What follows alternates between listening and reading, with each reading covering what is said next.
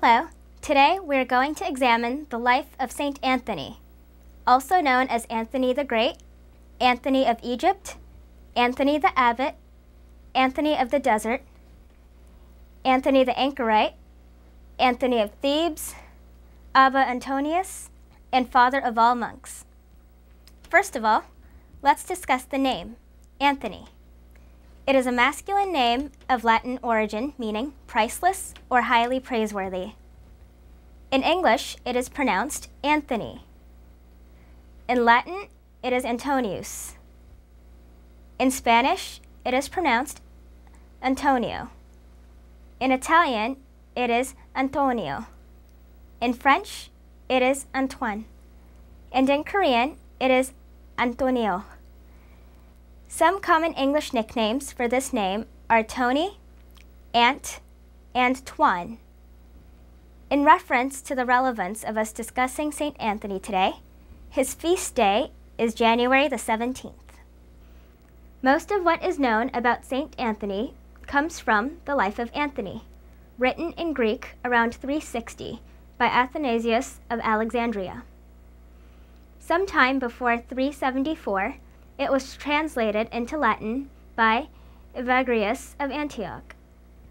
The Latin translation helped the life of Anthony become one of the best-known works of literature in the Christian world, a status it would hold through the Middle Ages.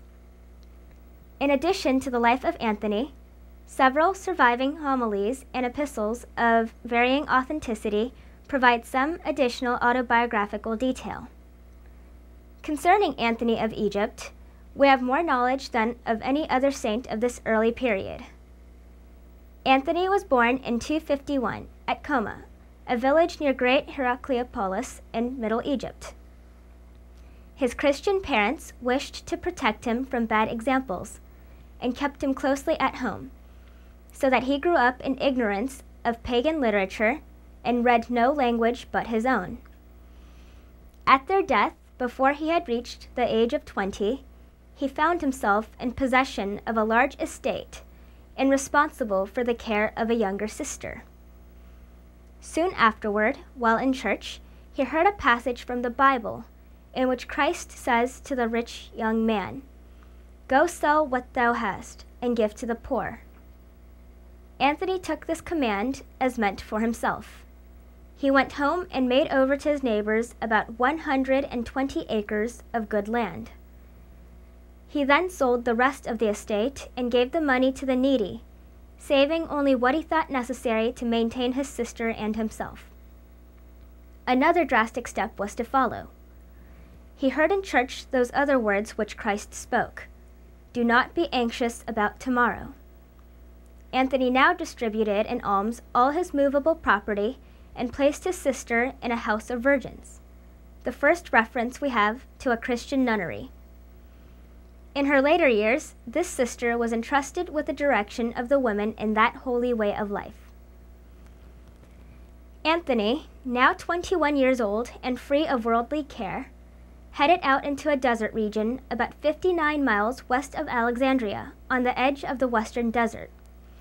He retired to a solitary place and occupied himself with manual labor, prayer, and religious reading. His only food was bread and a little salt, and he drank nothing but water. His bed was a rush mat. He soon became a model of humility, piety, and self-discipline. Anthony is notable for being one of the first ascetics to attempt living in the desert proper, completely cut off from civilization. His anchoritic lifestyle was remarkably harsher than that of his predecessors.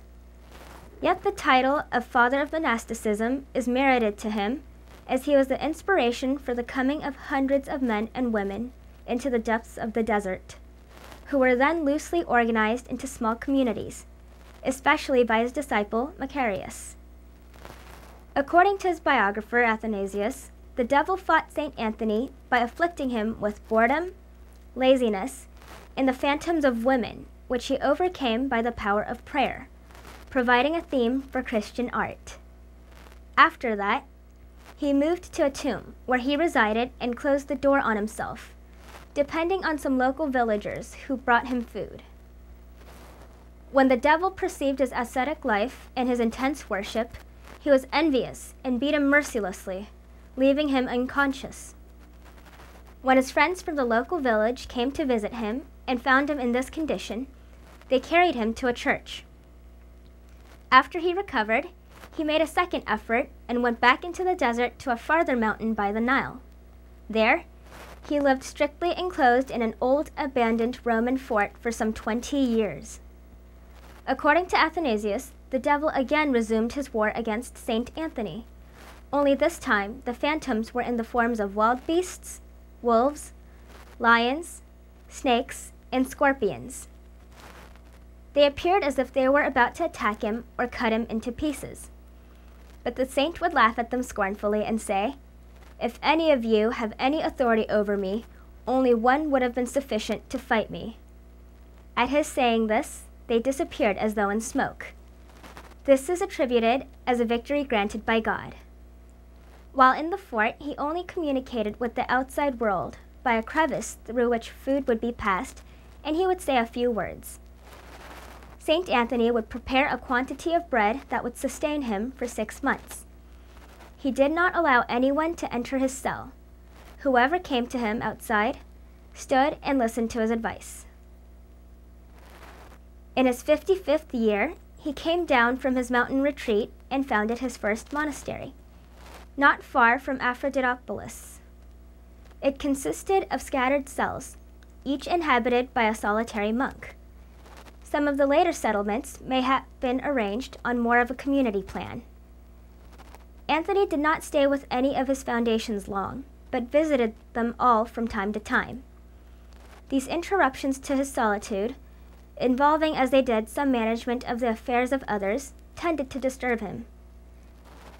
We are told of a temptation to despair, which he overcame by prayer and hard manual labor.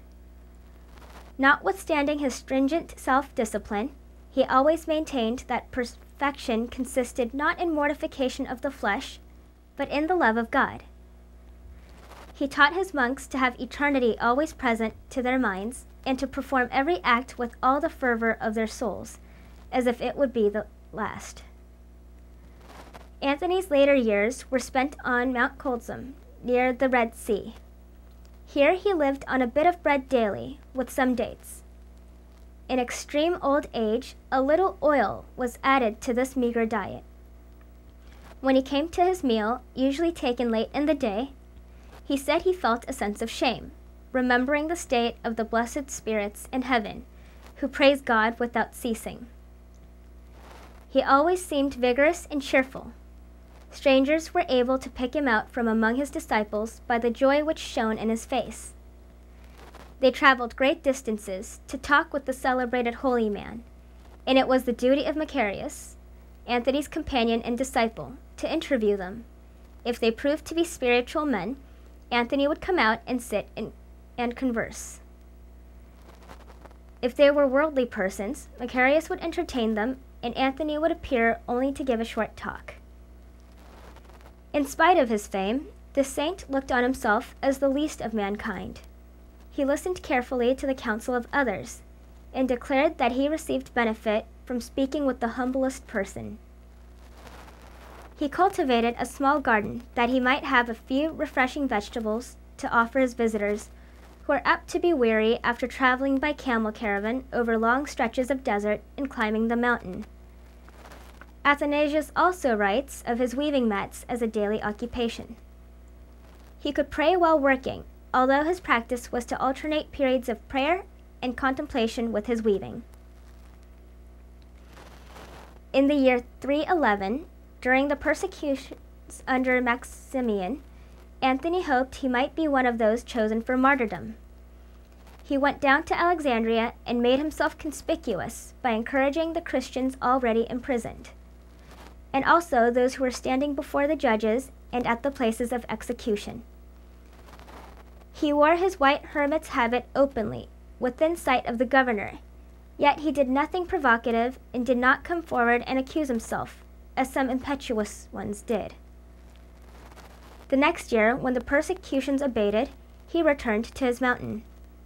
In his extreme old age, he made another trip to Alexandria, expressly to refute the Arians, and went about preaching that Christ the Son was not a creature, but of the same eternal substance as the Father, and that the impious Arians, who called him a creature, did not differ from the heathen, who worshipped and served the creature rather than the Creator. The people flocked to hear him, and even pagans, struck by the dignity of his bearing, gathered around him, saying, "We want to see the man of God." He made many converts and worked several miracles. The governor of Egypt invited him to stay longer in the city, but he declined, saying, "Fish die if they are taken from the water. So does a monk wither away if he forsakes his solitude." In Alexandria, he met the famous blind Christian scholar Didymus, and told him not to regret the loss of his eyes, physical organs which men shared with the insects, but to rejoice in the treasure of the inner light which the apostles knew, and by which we may have a vision of God and kindle the fire of his love in our souls. Heathen philosophers who disputed with Anthony were amazed both at his modesty and at his wisdom. When asked how he could spend his life in solitude without the companionship of books, he replied that nature was his great book. When they criticized his ignorance, he simply asked which was better, good sense or book learning, and which produced the other. They answered, "Good sense." "Then," said Anthony, "it is sufficient of itself." His pagan visitors usually wanted to know the reasons for his faith in Christ. He told them that they degraded their gods by ascribing to them the worst of human passions, whereas the ignominy of the cross, followed by Christ's triumphant resurrection, was a supreme demonstration of his infinite goodness, to say nothing of his miracles of healing and raising the dead. The Christian's faith in his Almighty God and his works was a more satisfactory basis for religion than the empty sophistries of the Greeks. Anthony carried on his discussions with the Greeks through an interpreter. His autobiographer, Athanasius, tells us that in spite of his solitary life, he did not seem to others morose or unapproachable, but met them with the most engaging and friendly air. He writes that no one in trouble ever visited Anthony without going away comforted. When Belasius, the military commander in Egypt, was savagely persecuting the Christians, Anthony wrote warning him to leave the servants of Christ in peace. Belasius tore up the letter, spat, and trampled on it, and threatened to make Anthony his next victim.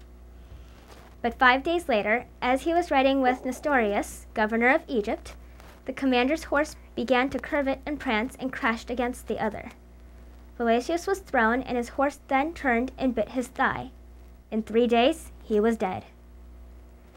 The Emperor Constantine and his 2 sons, Constantius and Constans, once sent Anthony a joint letter, recommending themselves to his prayers. Noting the astonishment of some of the monks present, Anthony said, "Do not wonder that the emperor writes to us, even to a man such as I am. Rather, be astounded that God has communicated with us and has spoken to us by his Son." Anthony wrote back to Constantine, advising him not to think much of the present, but rather to remember the judgment that is coming, and to know that Christ alone was the true and eternal King. A short time before his death, Anthony made a round of visitations of his scattered communities of monks. This first great desert father died about the year 356, probably on January 17th, the day on which most ancient martyrologies commemorate him. He had lived to the remarkable age of 105, without sickness, his sight unimpaired, his teeth still sound. Anthony was secretly buried on the mountain top where he had chosen to live. His remains were reportedly discovered in 361 and transferred to Alexandria. Sometime later, they were taken from Alexandria to Constantinople. Later, in the 11th century, the Byzantine emperor gave them to the French court, Jocelyn. Jocelyn had them transferred to La Motte Saint-Didier, which was then renamed Saint-Antoine-en-Dauphiné. There, Anthony is credited with assisting in a number of miraculous healings, primarily from ergotism, which became known as Saint Anthony's fire. He was credited by 2 local noblemen of assisting them in recovery from the disease. They then founded the hospital Brothers of St. Anthony in honor of him, who specialized in nursing the victims of skin diseases. However, veneration of Anthony in the East is more restrained. There are comparatively few icons and paintings of him.